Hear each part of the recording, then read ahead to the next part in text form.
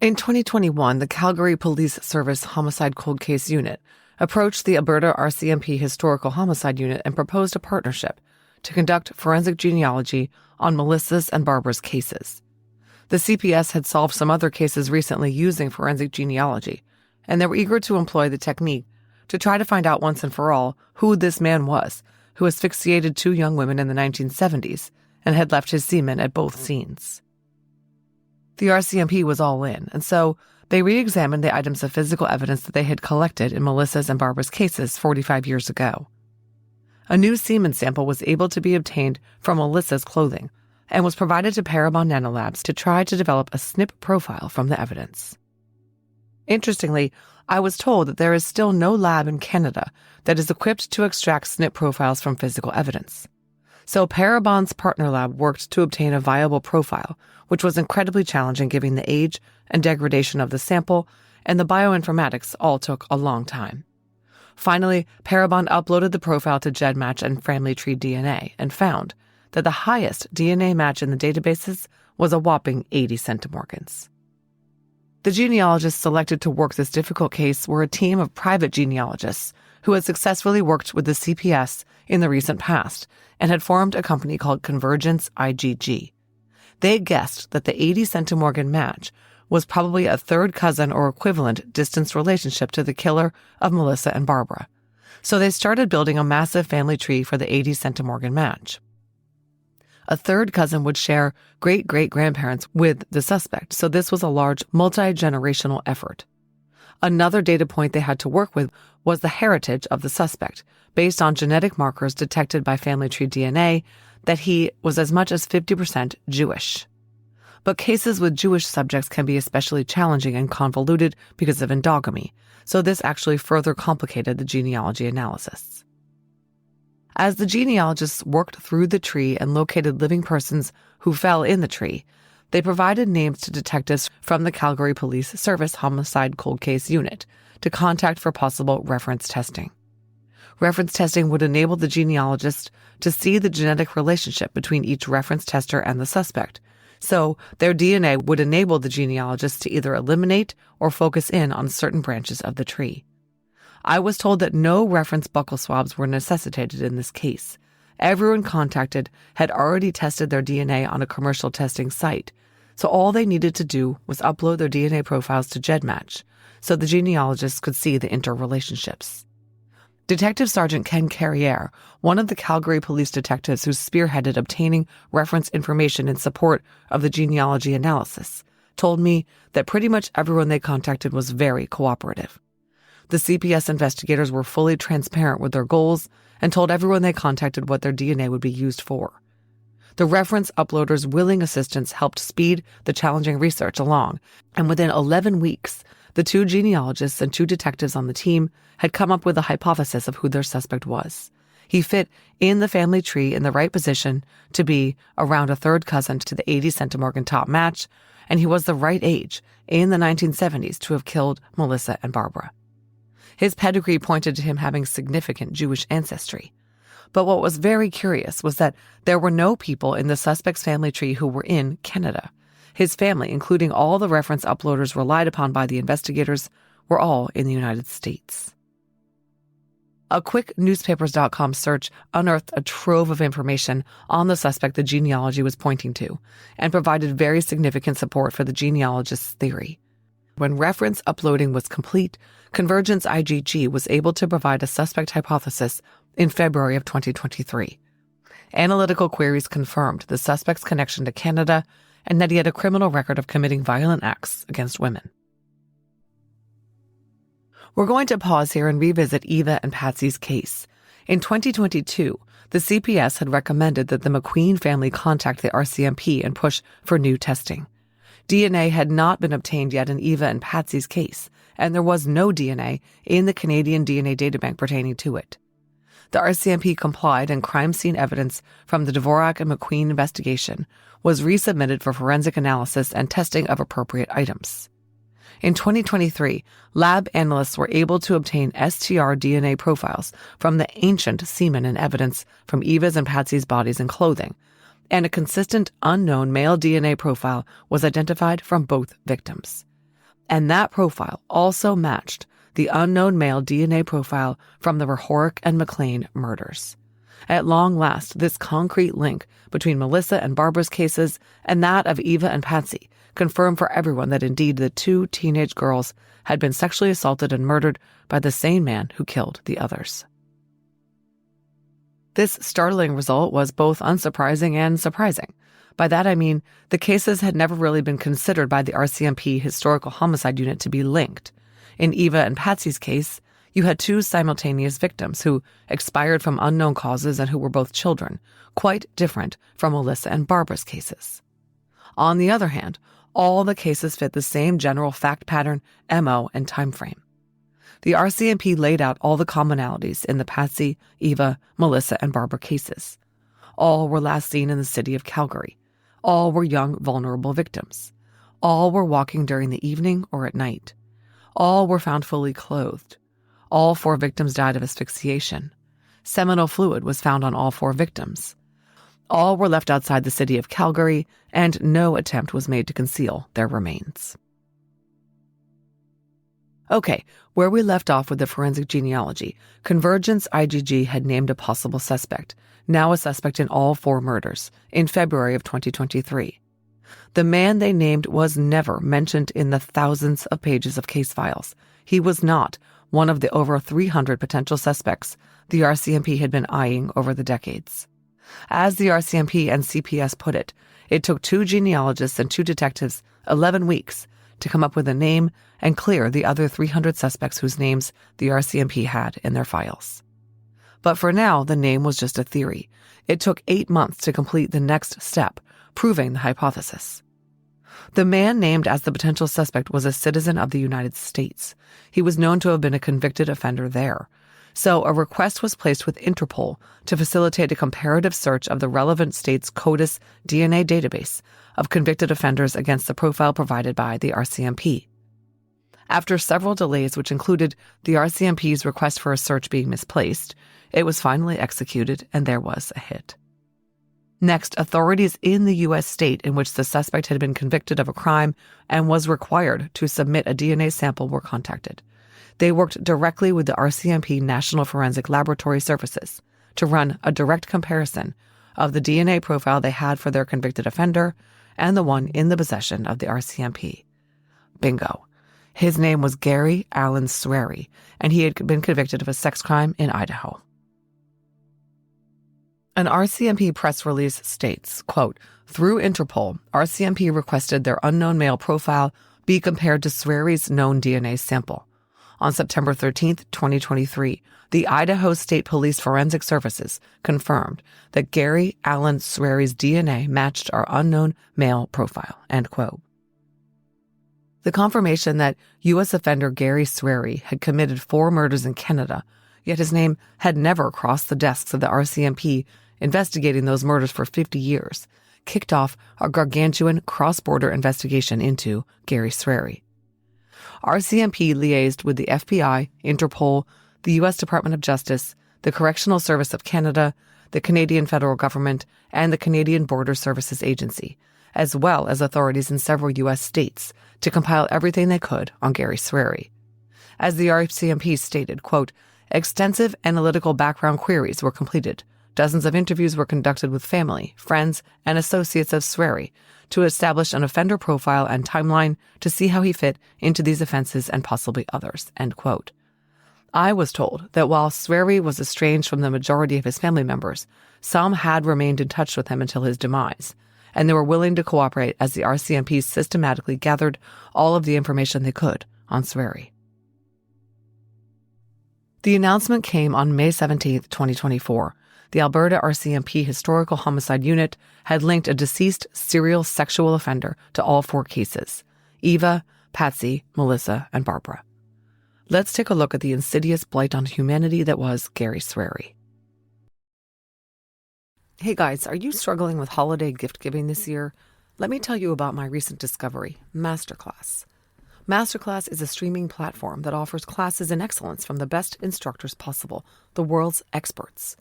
There is something for everyone: cooking classes with Thomas Keller, tennis lessons with the GOAT, Serena Williams, science with Neil deGrasse Tyson, one of my faves, investigative journalism with Bob Woodward, and yes, true crime fans, profiling classes with the Mindhunter himself, John Douglas. I've loved every class I've tried. It feels like you're getting an inspirational, private tutorial from your favorite celebrities. I recently sent a masterclass annual membership to my sister, and don't tell my sister-in-law, but she's getting a masterclass membership for Christmas too. Don't just give your loved ones what they want, give them what they want to be. This is truly the gift that keeps on giving. Unlimited learning from more than 200 of the world's best. You can watch on your preferred device, phone, TV, laptop, anywhere you are, and there's no risk. Every new membership comes with a 30-day money-back guarantee. I use Masterclass and you should too. Masterclass always has great offers during the holidays, sometimes as much as 50% off. Head over to masterclass.com/DNAID for the current offer. That's up to 50% off at masterclass.com DNAID. Masterclass.com DNAID. Gary Allen Swery was born on July 26, 1942 in Oak Park, Illinois to parents Carl and Lois Faye Campbell Swery. Gary was the oldest of the three Swery kids. His father listed his occupation on the 1950 census form as cigar salesman. The Swery family moved to California sometime around 1952. Swery's name appeared in blurbs in the local papers quite a bit. He was in the Boy Scouts in Venice, California, making second-class scout in April 1955. He attended Fulton Junior High in Van Nuys and had a lead in a drama class production in 1956 and gave a speech on the topic "The Future is Ours" in 1957. Swery graduated from James Monroe High School in January 1960, where he worked for the school newspaper as page one editor and won an award for sports editorial writing. He also had a significant role in the drama club's production of Thieves' Carnival by French playwright Jean Anouilh.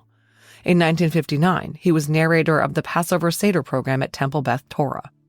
So, to encapsulate all this, the budding sexual predator and murderer was a Boy Scout, thespian, talented journalist, and observant Jew, not the average CV of a serial killer. Swery married in Los Angeles in October of 1960 at age 18. His wife was a year behind him at Monroe High School. They had a son in May 1963 while they were living in Panorama City. In June 1963, Swery and a partner named Gerald Rabin filed for a DBA license for their business called Continental Maintenance Service, which reflected that at that time, Swery was living in Sepulveda. He and his wife had another son in December 1964 and went on to have 2 more children. Swery and his wife divorced in 1969. Investigating Swery's activities in the 1960s and 1970s was incredibly complicated because so few records remain. This is why we have very few details on some of his offenses. But through the extensive, more than a year-long background investigation into Swery, members of the Alberta RCMP Historical Homicide Unit were able to establish the following. Gary Swery was a U.S. citizen who was residing illegally in Canada at the time of the 4 Calgary murders he's accused of. Prior to coming to Calgary, Swery had an extensive criminal record in the United States for sex-related offenses including forcible rape, kidnapping, burglary, and sexual perversion. He was convicted several times in the 1960s and early 1970s. Swery lived in California from 1952 to 1974, in towns including Petaluma, the San Fernando Valley, San Diego, Sepulveda, and Panorama City in LA, as well as Novato. 19-year-old Gary Swery was convicted of petty theft in Los Angeles on October 13, 1961. He also caused a car crash in December 1961 at age 19. While still married, Swery was convicted on July 23, 1965 in Los Angeles of charges of rape by force, oral copulation, sodomy, kidnapping, and assault to commit rape. He served some time, but it's unclear how much. He was charged with burglary less than a year later, on January 15, 1966. On January 19, 1966, he was charged with kidnapping and assault with intent to commit rape. On April 27, 1966, he was charged with sex perversion. For this, he was classified by California as a mentally disordered sex offender. His time in custody from May 1966 to September 1967 was required to be served in a mental health facility. And surprise, surprise, the treatment he received didn't work. But Swery must have been clever enough to convince those in charge that he was reformed because they let him out. On February 28, 1969, he was charged with rape in Los Angeles but was acquitted. He was charged on August 5, 1969 with drug possession, and then he was convicted. He was incarcerated in San Quentin from August 1969 to August 8, 1972, when he was paroled and moved to Sonoma. Swery was in Eugene, Oregon from May to December 1973. On June 16, 1973, he was charged with kidnapping and sodomy in Florence, Oregon, but charges were dismissed. Then he returned to Los Angeles, where he was imprisoned by the LA County Sheriff's Office for a parole violation from December 27, 1973 to April 15, 1974. He was incarcerated at the California Institute for Men in Chino. Shortly after he was released, Swery was charged with rape by the LAPD on July 16, 1974. Swery was accused of raping a 29-year-old Van Nuys woman. The woman told police that she was hitchhiking in the San Fernando Valley late one evening when Swery picked her up and drove her to an area just east of the nature center in Placerita Canyon, where he raped her. He then drove her to Saugus and dropped her off. But she was able to lead Los Angeles police to Swery's home because he had stopped there to switch vehicles from a pickup truck to a car, with her in the car. That all from The Signal on July 17, 1967. Swery appeared to flee the United States sometime during 1974 after posting bail on the LA rape charges. He crossed the border into Canada illegally. When he failed to show up for court in California, an arrest warrant was issued, but they couldn't find him. He clearly had learned that he couldn't stick around. Swery lived in the Calgary area from 1975 to 1979, although it does appear he was in Eugene and Florence, Oregon from May to December 1976. Surprisingly, in 1979 or 1980, Swery returned to the U.S. to visit family in Van Nuys between May and July 1989, and he also visited family in Thousand Oaks, California. This means that he was crossing the border at will, apparently undetected. Swery lived under aliases in Calgary in 1976 and 1977 that included, but were not limited to, Willie Blackman, Michael Costello, David Blackwell, Travis Blackwell, Willie Long, which has to be tongue-in-cheek, Rex Long, and Gary DeLorme. He used the surname Morale and the first names Peter, Ricky, Jerry, James, and Jamie. Sometimes he used his real name Gary Swery, but he used alternative spellings.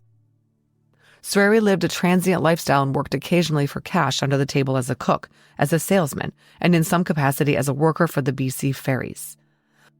After arriving in Calgary in 1975, police say Swery lived under multiple aliases and used fake IDs to apply for social assistance. Swery was adept at frequently changing his appearance, place of residence, and vehicles. Swery lived in Alberta and British Columbia from the mid to late 1970s up until 2003 when he was deported. This included locations in British Columbia's Lower Mainland, Calgary from February 15, 1976 to February 1, 1978, Standard, Alberta, 1977 to 1978 after a brief return to California, Vancouver, 1979 to 1980, Davis Bay, British Columbia, January 1, 1980 to June 1, 1980, and Half Moon Bay, January 1, 1981 to November 1, 1983, Gibsons, British Columbia, November 1, 1983 to June 1, 1988, Abbotsford, British Columbia, December 1, 88 to July 1, 1990, Cultus Lake, British Columbia, July 1, 1990 to December 1, 1996, and Chilliwack, British Columbia, December 1, 1996 to January 1, 1998. On June 18, 1996, Swery was charged with sexual assault and forcible confinement in New Westminster, British Columbia, after he raped a sex worker and she reported the assault. This from the Edmonton Journal, quote, "Until a tip from U.S. authorities, BC law enforcement believed the man they were prosecuting was named Rex Long, one of Swery's many aliases. He had used the fake name to apply for a driver's license and receive social assistance," end quote. Swery was convicted and imprisoned. Somehow during this time, on December 3, 1997, he was also charged with obstruction of peace and obstructing a peace officer by New Westminster Police. His sentence was served consecutively. Let me just say here that the modern RCMP investigators were able to track Swery somewhat and reconstruct his 1970s and 1980s trajectory through BC despite him using fake names, because often the names he chose to use were names connected to family members and because living family members had been interviewed in connection with Swery's 1996 arrest in Westminster and had recounted the aliases he had operated under. Swery was arrested in Canada under the Immigration Act on July 15, 2003, and deported to the U.S. 9 days later. Right after he was released from prison for the Westminster offense, CBSA escorted him to the U.S. border after his warrant expired on his Canadian sentence. He is believed to have been in Idaho from July 2003 to April 2011 in Worley, Plummer, and then Coeur d'Alene. Swery's luck ran out in 2008, when on June 19th he was arrested in Coeur d'Alene, Idaho on charges of rape, aggravated battery, and drug possession. He was convicted to an indeterminate sentence equivalent to life, and his life ended not too long thereafter.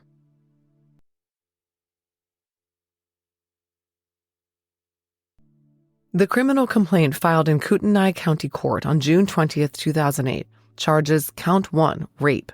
A day earlier, Gary Swery penetrated the vagina of victim Julia M. with his penis, overcoming her resistance with force and violence. And Count 2, battery with intent to commit a felony.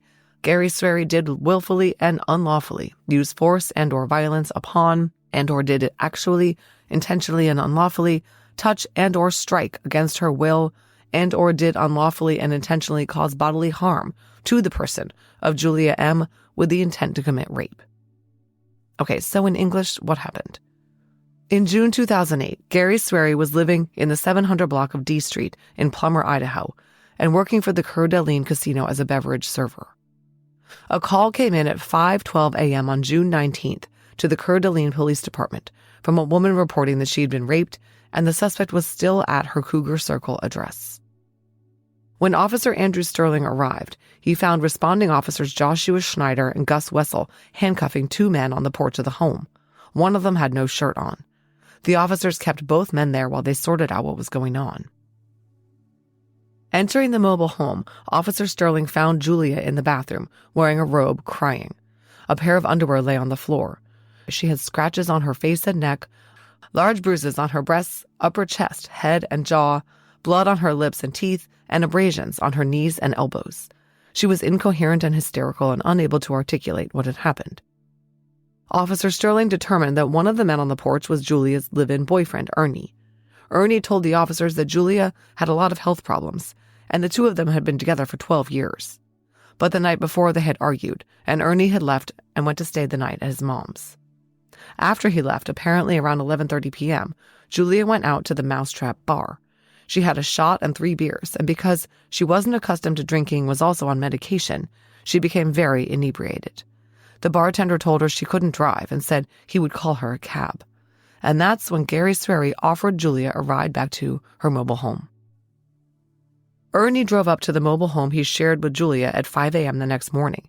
He noticed a very old blue sedan. It was a 1986 Oldsmobile, parked outside, which he didn't recognize, and this concerned him. He walked inside and he heard a male's voice coming from the bathroom. He was yelling, "Get it in your mouth!"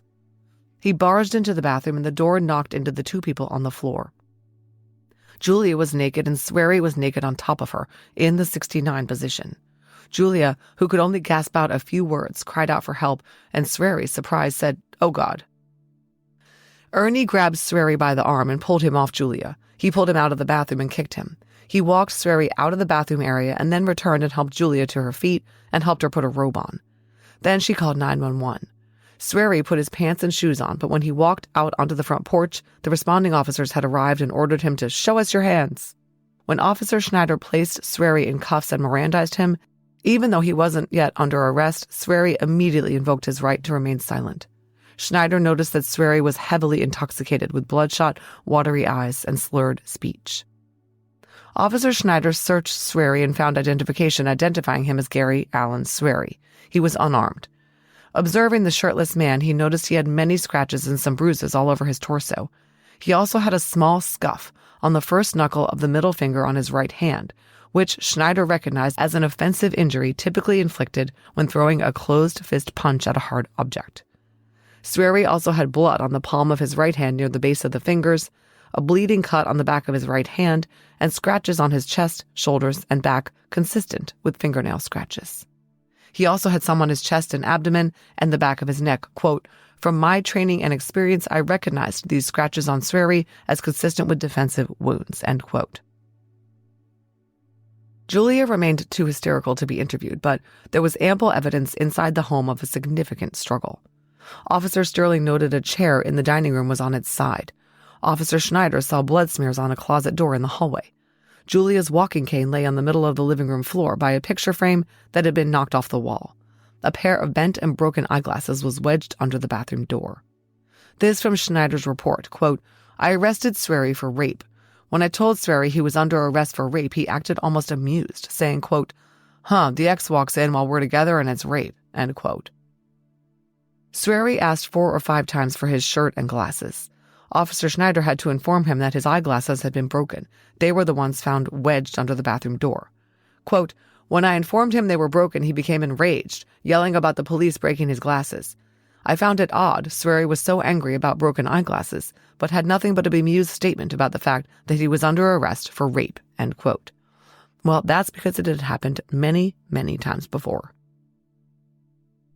A prescription pill bottle was found in Swery's pants pocket that contained some nitroglycerin tablets, as well as a prescription muscle relaxant, some hydrocodone, and potassium chloride. Swery claimed to have prescriptions for all of these medications. He told the arresting officer that he needed multiple medications for his heart, stroke, and cholesterol afflictions. Also in his pocket was a bandana and a cloth napkin. Some more from Officer Schneider's report, quote, "While I was filling out the booking sheet, Swery told me he needed to use the bathroom or he was going to, quote, piss his pants. I told Swery I just needed him to wait a short time and he became filled with rage, calling me a motherfucker." Officer Schneider was concerned with loss of evidence if he let Swery go to the bathroom, but Swery refused to permit collection of biological evidence, including penile swabs, oral swabs, and swabs of his hands. So the officer made Swery put on rubber gloves when he went to the bathroom, and he checked his genitals prior to him urinating in case anything was apparent. He said, quote, "I didn't see anything remarkable on his genitals, but did notice a dirty discoloration on the inside front of his underwear. I photographed his genitalia and the stains on his underwear," end quote. Disgusting. After the bathroom, Schneider booked Swery for rape and possession of prescription medication. Swery's blue Olds Cutlass was impounded as well. It was noticed to be registered to a Mary Delorme. One of the aliases Swery was known to use was Delorme. Meanwhile, Officer Wessel was back at the mobile home and managed to get a partial statement out of Julia. She said she had accepted a ride from Swery, and when they got back to the house, she let him come in to have a beer. They sat on the couch and talked, but he began trying to kiss her and grabbing her in a sexual manner. She pushed him away and went to use the bathroom. When she attempted to come out of the bathroom, she discovered he was standing outside the bathroom door. Quote, "He grabbed her and pinned her on the ground. He began to choke her with his arm across her chest. He also put his hand around her throat and choked her. He began to punch her in the face. He said he was going to kill her." The assault went on for hours, with Swery still trying to force himself on Julia when Ernie arrived home at 5 a.m. Julia couldn't talk anymore, but did indicate that during the rape, Swery ejaculated. Gotcha. Julie was taken to the local medical center for a sexual assault exam. She met with a rape survivor advocate who helped her through the process. Semen samples were collected from her person that would literally be the nail in Swery's coffin. She was also treated for injuries to her head, neck, face, and body.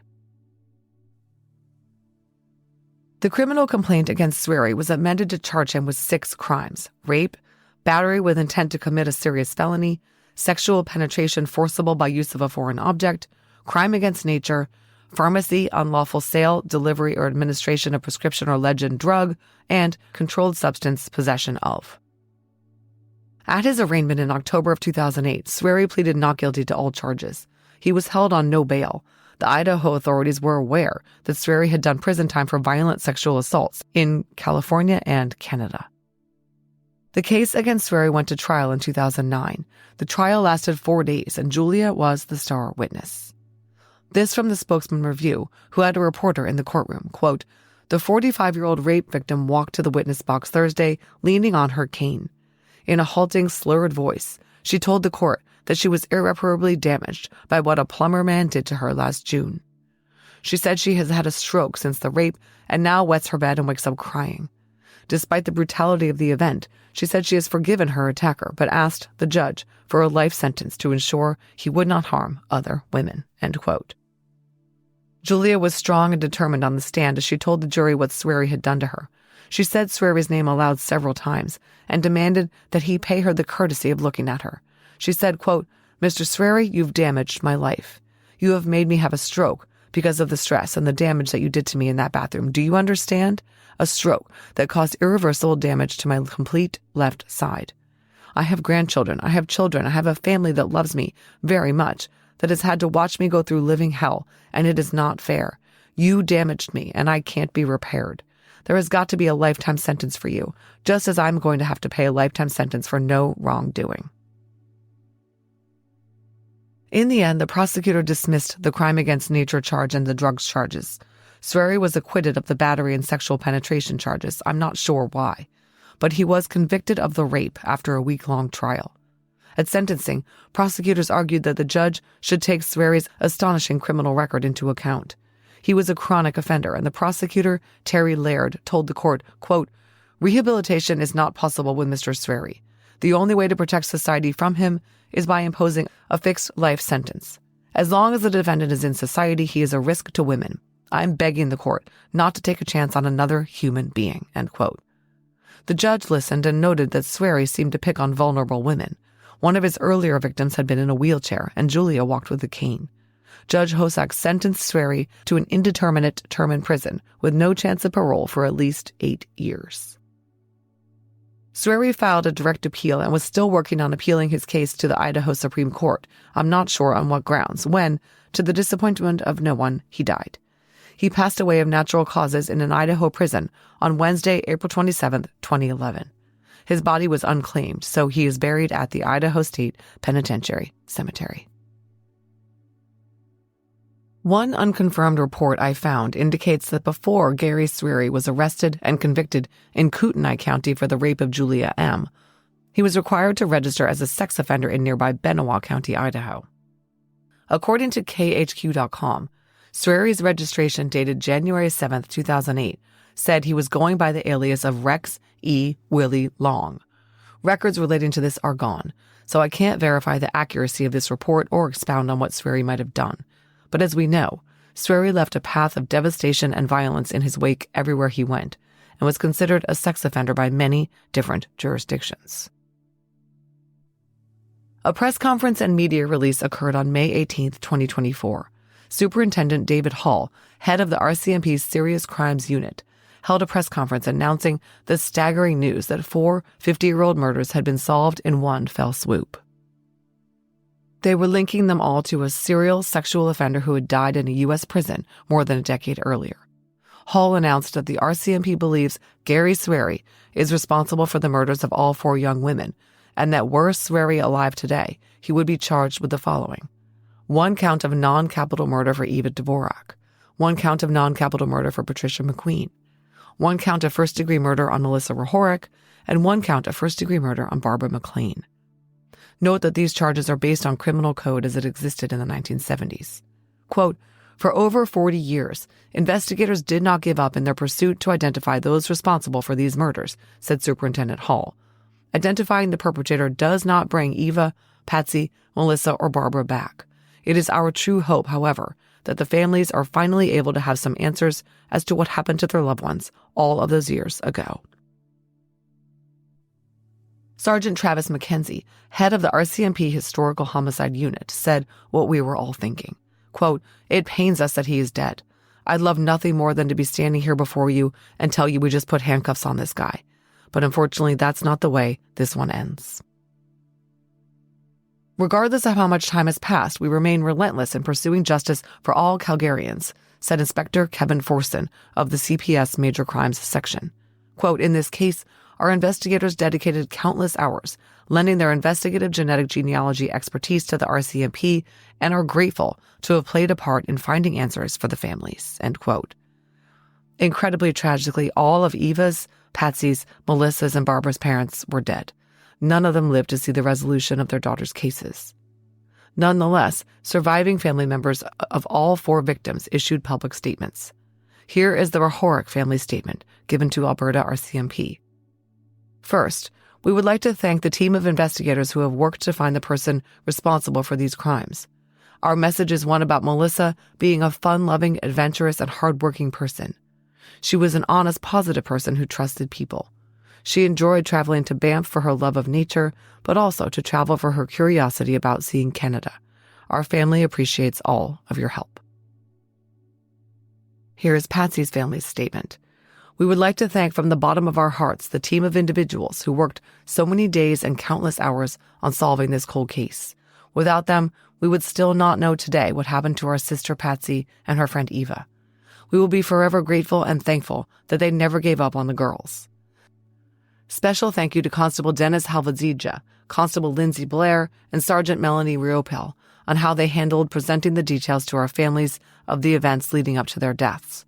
They were extremely professional, caring, and compassionate. Thank you again from the bottom of our hearts. It has been 48 years since our sister Patsy was taken from us. As the years went on, we thought we would never in our lifetime find out what happened on that dreadful day, but never gave up hope that one day we would know the answers and finally have some comfort and closure. Our sister Patsy was born September 2nd, 1961, to our loving parents Alistair and Sarah McQueen. Patsy was one of 11 children, 6 sisters, and 4 brothers. Patsy was suddenly and tragically taken from us on February 15, 1976, at the age of 14 years old. Patsy would be 62 years old today. Patsy was your typical teenager, full of life, adventure, and curiosity. She loved her sports. Baseball was her favorite. She also loved music and would sing and dance to her heart's content. She loved to joke around and play pranks on you. She made all of us laugh in one way or the other, or at ourselves or at each other. She was so strong and independent at 14 years old. She could not wait until she was old enough to be able to travel and see the world, but an evil monster took every hope and dream of hers away. We always wonder what Patsy's life would have been like, what career path she would have chosen. Would she have gotten married and had children and been blessed with the joy of being a grandma? In closing, we would like to extend our deepest condolences to the other families who are also involved in this case and hope that you find some sort of comfort and closure after all these years. This evil monster has caused so much pain and suffering for countless families. He took a piece of every one of us when he took our loved one. We thank God he is no longer alive and can never harm anyone else again. Patsy, we love and miss you, and you will forever be in our hearts. Rest in peace now, our beautiful sister. This is Barbara's family's statement. Today marks a significant moment in the long journey of seeking justice for our daughter, sister, aunt, cousin, and niece, Barbara Jean McLean, one that began nearly 50 years ago. The pain of losing Barbara so tragically has been a constant presence in our lives. But recent developments have finally brought us answers to questions that we've had to live with all these years. Our family would like to express our deepest condolences to the Rahoric, Dvorak, and McQueen families. We are 4 families who share a connection of the worst kind, one of pain, grief, and suffering over so many years. It is our hope that we all may find a measure of peace in the days ahead. It is thanks to the relentless pursuit of justice by police agencies and the remarkable advances in forensic genetic genealogy that a resolution to these 4 historic cases has been reached. We extend our heartfelt gratitude to the dedicated detectives, forensic scientists, and everyone involved who never gave up on these cases. Their commitment not only honors Barbara Jean McLean's memory, but also serves as a beacon of hope for other families still yearning for answers. This breakthrough reaffirms our belief in the power of perseverance and the importance of embracing scientific advancements in law enforcement. In particular, we wish to acknowledge the RCMP K Division Historical Homicide Unit and the Cold Case Homicide Unit of the Calgary Police Service. We know these officers are working diligently every day on many historic cases like ours. To say thank you seems so inadequate. Our family feels an immeasurable amount of gratitude for their dedication, professionalism, and not least of all, their kindness. It is not an easy or always comfortable field of service. They are true heroes. As we take this time to reflect on our journey and remember Barbara, we ask for privacy and respect. We are grateful for the compassionate approach taken by the authorities in involving us in this process and for allowing us the space to contribute this statement. And finally, a statement from Eva's family.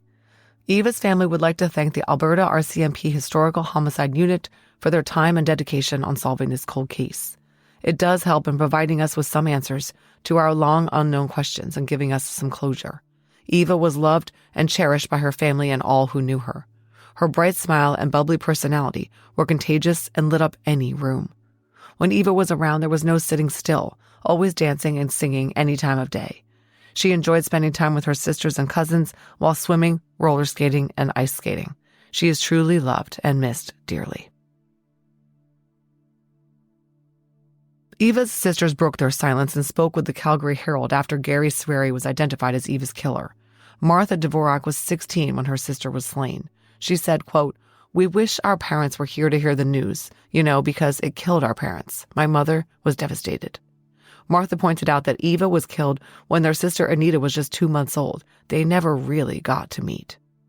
Another of Eva's younger sisters, Zaza, said, quote, "You give up hope after so many years, you know what I mean? You haven't had answers. They say, be patient, but 48 years is a long time to be patient," end quote. Both sisters said that when they learned Gary Swery was dead, they were relieved. Martha said, quote, "I'm glad he's dead. He can't hurt anybody else or kill anybody else. And who knows who else is out there that he's done this to, other families."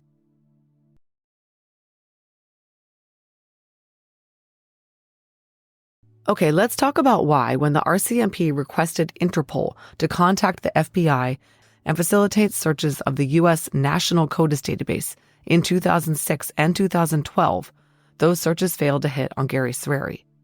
Well, the answer is, he wasn't convicted in Idaho of raping Julia M. until 2009.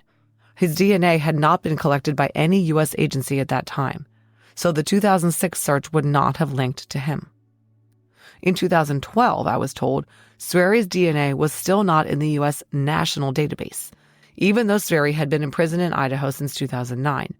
His DNA was entered into the Idaho state database in 2011, but of course, the RCMP did not know to look for him there. They cannot search all 50 state databases one by one. Swery's STR DNA profile was finally entered by the state of Idaho into the national database in 2013. But the RCMP had requested their final search in 2012. They missed it by 1 year.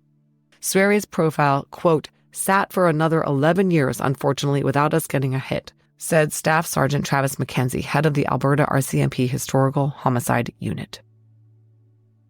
I did ask a question of the RCMP that I wondered about, and that was, when the cases experienced a resurgence in the 2021 timeframe, and the CPS and RCMP began to consider genealogy, why did they not run another CODIS search at that time? It had been 8 years since the last one. If they had done the search, it would have hit on Swery's profile and obviated the need for genealogy.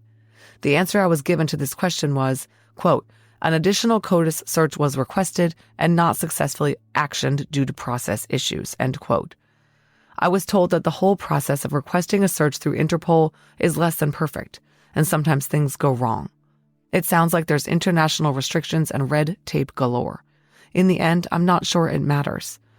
Such a search would just have meant that the Calgary victims' families received answers a few months earlier. But Swery was dead either way, and he died leaving us with few answers. So what do police think happened in the cases of Barbara, Melissa, Eva, and Patsy? Essentially, Swery was a roving, violent sex offender, and all the victims were in the wrong place at the wrong time. Police believe all 4 women, Eva, Patsy, Melissa, and Barbara, were likely hitchhiking. We know that Eva, Patsy, and Melissa were hitchhiking when last seen. Barbara was not known to hitchhike, but perhaps, being stranded at 2 o'clock in the morning in downtown Calgary, she accepted a ride, although she also could have just been abducted. Why would these women accept a ride from Gary Swery, you ask? Well, remember that hitchhiking was common. And to be blunt, Swery didn't look like a predator. In some of his photos, he looks like your uncle. He's got a pipe in his mouth and is wearing a cable knit sweater, for God's sake. Swery was described as charismatic and charming by former partners interviewed by the RCMP. And remember, Julia, the woman he raped in Idaho, said he seemed nice and she invited him in for a beer. Not until he was in her house and they were sitting on the couch did he suddenly morph into a violent rapist. It's worth noting that none of Swery's former domestic partners were under any illusions about his character. They were not surprised to hear that Swery was accused of murdering 4 women and girls, and not one of them expressed disbelief. So anyway, Swery got the trusting Calgary victims into his car, and very likely from that point on, his demeanor changed. Some witnesses reported that Swery was known to threaten his victims with a weapon, but not necessarily produce it. And we know he didn't use one in our cases.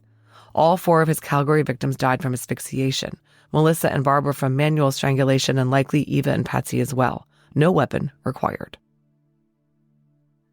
I think we can assume from the fact that all 4 of his victims were found fully dressed, that whatever sexual assault happened in his car. The victims were then allowed to get dressed and then were killed. Melissa and Barbara were let out of the car and then strangled. Patsy and Eva were likely strangled somewhere else. And as for Swery's brazen acts of killing and or dumping his victims in public places, his criminal history illustrates that he was low on impulse control and arrogantly unconcerned about detection. He was smart enough to move around, use different names, and change vehicles often. With the resources police had in the 1970s and 80s, he was virtually undetectable. Gary Swery continued to offend well into his 60s. He only stopped because he was finally caught and sent to prison by the state of Idaho. The incredibly disturbing pattern of sex crimes and murders established by Gary Swery gives rise to the obvious question: what was he doing all those interim years when he was on the lam and in hiding in Canada? At the press conference announcing Swery's guilt, Staff Sergeant Travis Mackenzie, head of the Alberta RCMP Historical Homicide Unit, expressed concerns about the 22-year time period from 1974 to 1996 when Swery was in Canada unbeknownst to Canadian authorities and with no contact with Canadian law enforcement. Quote, he has a consistent pattern of regularly committing sexual-based offenses, getting charged and getting convicted, Mackenzie said. And then when he comes to Canada, it's almost like he disappears. So our biggest concern is there are other victims out there we don't know about. Inspector Brianne Brown requested that members of the public reach out and provide information to help fill in details of Swery's life and movements inside Canada. She, too, expressed that the 22-year gap in time when his actions are unknown are particularly concerning. Swery's criminality spanned decades over multiple jurisdictions and under numerous aliases. Constable Lindsay Blair of the Historical Homicide Unit of the RCMP emailed me, quote, I do believe there are other unidentified victims of sexual assault and or homicide in both countries, end quote. It seems as though the RCMP's request for information from the public paid off. This from the Toronto Sun. Quote, so far to date, we've received well over 50 specific tips related to Swery and his possible involvement, not only in Alberta, but British Columbia, and a few stemming from the United States as well, Travis Mackenzie told the Global News. In the summer of 2024, the RCMP announced that they had identified 2 historical cases, in other words, decades-old unsolved sexual assaults or murders that fit Swery's MO. Per the CBC, quote, Staff Sergeant Travis Mackenzie, the head of the Alberta RCMP Historical Homicide Unit, said, we do have some files identified that certainly seem to match how he seemed to operate when he was committing criminal acts. The names of the victims in these identified cases have not been released. As of now, I was told that the cases of Marie Goudreau, Tara White, and Dawn Ha remain unsolved, and that the newly suspected victims of Gary Swery are not these women. There is one more victim we discussed in the episode who received justice, however. Let's talk about Pauline Brazeau. You'll recall that Pauline was the young Métis woman who in 1975 came to Calgary with her young daughter and forgot her gloves at the pizza shop where she worked. She went to retrieve them and was found murdered just hours later. Well, according to an official statement from the RCMP, Pauline's case was reopened in 2021, pursuant to a partnership between the RCMP Historical Homicide Unit and the Calgary Police Service Cold Case Homicide Unit, in which they reanalyze historical homicide investigations from the Calgary area that date back to the 1970s. Just as in the cases we discussed today that were attributed to Gary Swery, the RCMP and CPS turned to genealogy to solve Pauline's case. Lab work was done by Othram Labs to obtain a SNP profile of Pauline's killer from her rape kit, and Convergence IgG did the genealogy work. The tip they provided to the RCMP led to a confirmed STR DNA hit and an arrest. In 2023, 73-year-old Ronald James Edwards of Sundre, Alberta, was arrested and charged with non-capital murder pursuant to 1975 statutes. This from the CBC, quote, "The Alberta RCMP Historical Homicide Unit investigators are committed to speaking for those who cannot speak for themselves. The search for Pauline's killer has never ended over the past 47 years, said Inspector Brianne Brown, officer in charge of the Alberta RCMP's Serious Crimes Branch. I truly hope that Pauline's surviving family find some closure as they receive answers." The man charged in Pauline's murder, Edwards, is approaching trial in Canada. His trial date is set for March 8, 2025, at the Calgary Court of King's Bench. I have really mixed feelings on Gary Sweary not being alive to stand trial for these horrific murders. Of course, we all recognize how agonizing it would be for the Rahorg, Dvorak, McLean, and McQueen families to dredge up all those unhappy memories and face the brutal details of their loved ones' violent ends at the hands of this depraved man. But Sweary deserved a much worse fate than the one he got. He was not one of those one-and-done killers we've seen who might have overstepped once and spent the rest of their lives laying low, flying under the radar, and possibly regretting their barbaric actions. Sweary enjoyed what he did. He did it deliberately, repeatedly, and often. He thrived on the pain and fear he inflicted on others. And he took pains to ensure that he could keep on doing it, moving from place to place, hiding in plain sight, feigning propriety and normalcy, and then pouncing on his unsuspecting victims.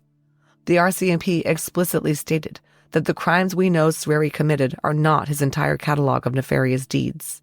I can't help but wish that he were alive to face the music and perhaps find it in his tiny, malevolent heart to reveal the identities of all the slain women whom he left in his foul wake. For tips on the life and times of Gary Sweary, whether in the U.S. or Canada, please contact the Alberta RCMP Historical Crime Unit at 780-509-3306. And if you're one of the bad guys, they are coming for you. Thank you so much to the Calgary Police Service and the RCMP for working with me on this episode. Recently, I let listeners know about a new benefit available to them called an AbJack Insider subscription that's available through Apple Podcasts. An AbJack Insider subscription will give listeners ad-free access to every bit of DNA ID content published, both past episodes and future episodes. It will also give you benefits like early access and bonus content.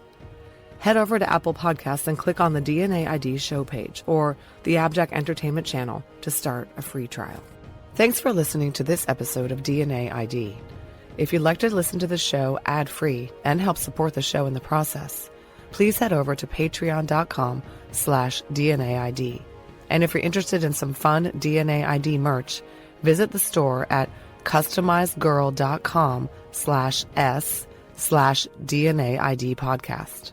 To contact the show, please email us at dnaidpodcast@gmail.com.